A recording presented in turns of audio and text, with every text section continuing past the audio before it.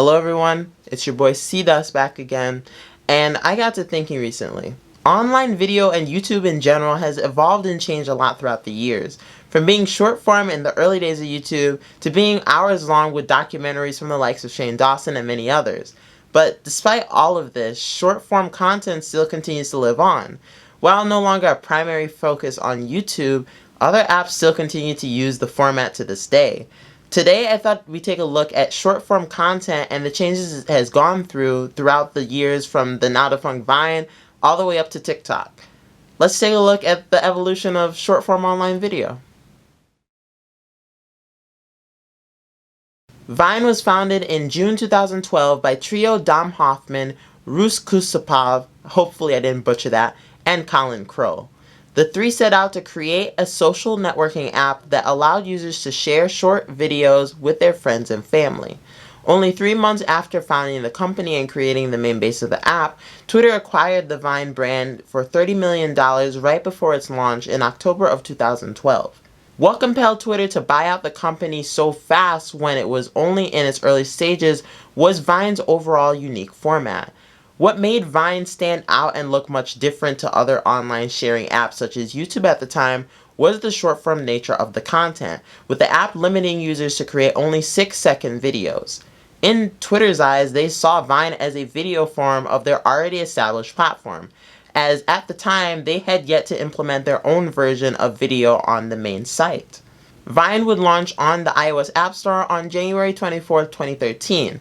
While the app had low adoption in the beginning, Vine would prove to be a massive success, within the following months reaching the #1 most downloaded app on the iOS App Store in the month of April, and prompting immediate work on an Android version within the following months. While the idea of the app seemed simplistic in nature, the way the crew behind Vine devised and executed it made it very unique and attractive to the average user, with it having not only an easy-to-use built-in video editor, but also an easy-to-use video recorder. This allowed many people who had no experience with the app to easily pick it up and start creating content. As well as this, Vine's overall consumption format also worked flawlessly, with the user being able to watch a Vine as many times as they want in an infinite loop, until they decide to move on to the next Vine within their feed.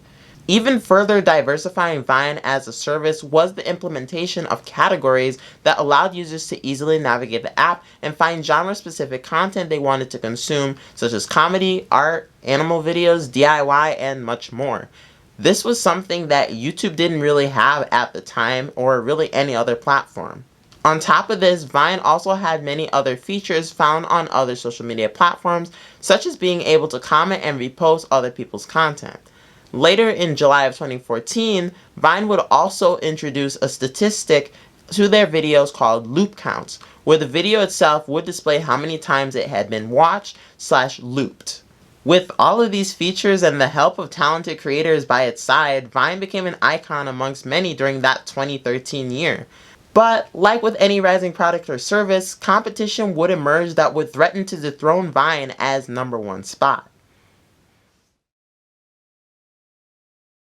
As Vine grew, Instagram would notice and want in on the action, prompting them to introduce video sharing as an option on their platform in June of 2013. Unlike Vine, however, though, Instagram wouldn't restrict the user to only 6-second video. Instead, Instagram would allow users to upload videos up to 15 seconds long with no caveat. And just like Vine, the videos would loop endlessly. The decision to implement video onto Instagram would prove to be a wise decision on Instagram's part, as they were able to grow exponentially from it. With Instagram being already well established within the social media game and being quite profitable, they had a massive one-up on Vine right out of the gate.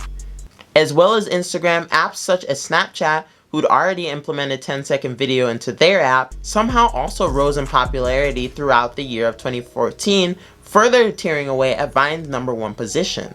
Over time, Vine's most popular creators would soon jump ship and move over to these other platforms such as Instagram, YouTube, and Snapchat for the option of monetary gain and longer videos in general.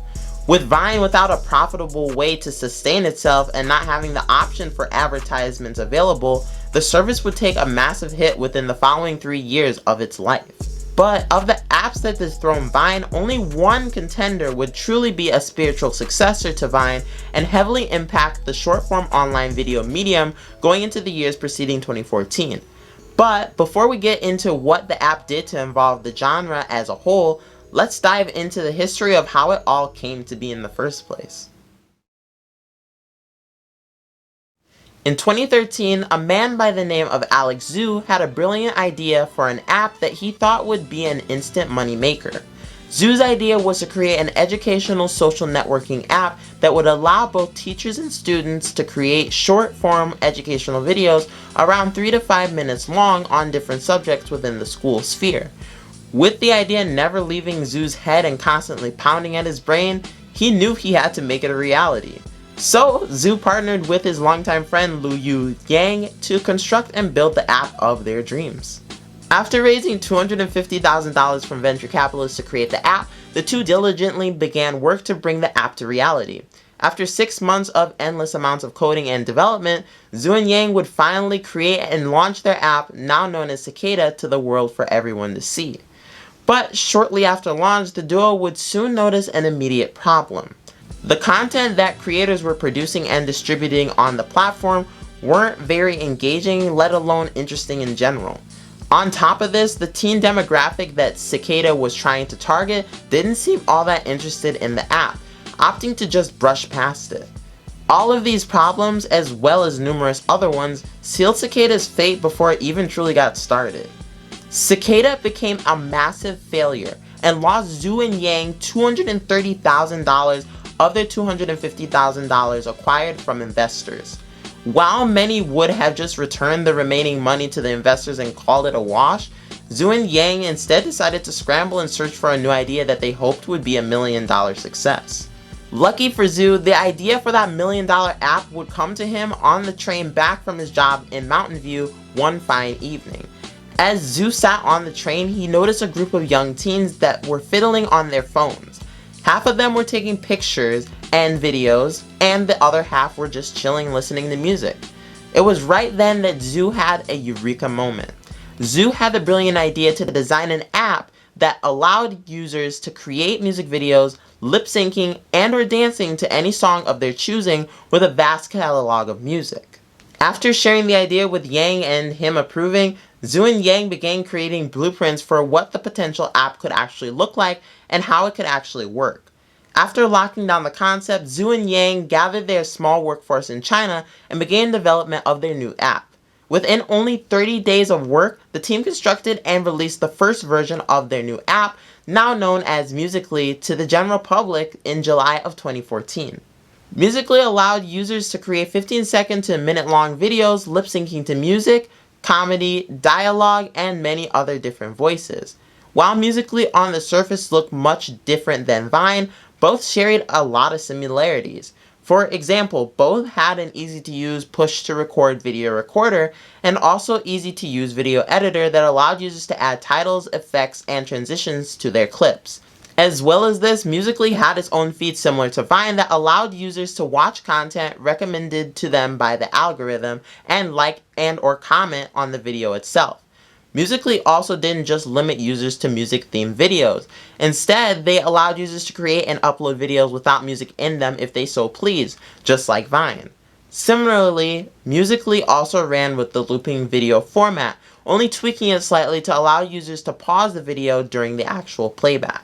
While Musical.ly didn't have any direct form of monetization on the platform, they still had a sister application by the name of Lively that allowed existing Musical.ly users to join creators' streams and donate gifts to them by buying coins with in-app purchases. Using these coins, the creator could actually later cash out the coins for actual real-world money. All these factors made Musical.ly an instant success, with them gaining 500 downloads a day and reaching #1 in the App Store across 30 countries in July of 2015. Better yet, the people who downloaded the app didn't just use it and then throw it to the wayside. Instead, people kept coming back to the app for new content, whether it be from an unknown user or someone that they already followed. With the newfound success of Musical.ly and the downfall and termination of Vine in 2016, Musical.ly honestly became the king of short-form online video going forward. While the app has evolved and changed throughout the years, from the brand being bought out, merged, and rebranded to TikTok in 2017, it still has stood its ground as #1 Vine successor. While Byte, another Vine successor created by Vine founder Dom Hoffman, has come out, it has had nowhere close to the amount of success that TikTok has had throughout its entire run. While Byte's direct focus is on bringing monetary gain to its creators, which is something that no app has done before, it seems like the majority of people still don't care about the app. When throwing together a YouTube poll on my channel and asking my subscribers how much they use Byte, 3 out of 4 people voted responding with "What's Byte?", which shows how much of an impact the app has truly had. I feel that Byte's failure can be boiled down to the fact that besides the possibility for monetary gain for certain creators, Byte has done little to differentiate itself from TikTok. Just the interface of the app alone screams TikTok, and having no unique qualities to make itself unique and different. But while I think Byte will never truly take over TikTok, there's nothing to say that another app could appear and take over the throne. Short-form online video has evolved and changed significantly throughout the years, and it will continue to change throughout the years to come.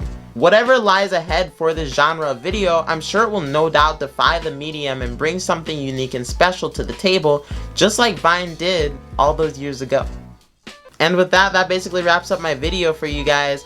Let me know what you guys think about all of this down in the comments down below. Do you think that TikTok will be taken over one day by another Vine successor, or do you think that TikTok will reign supreme from now until the end of time?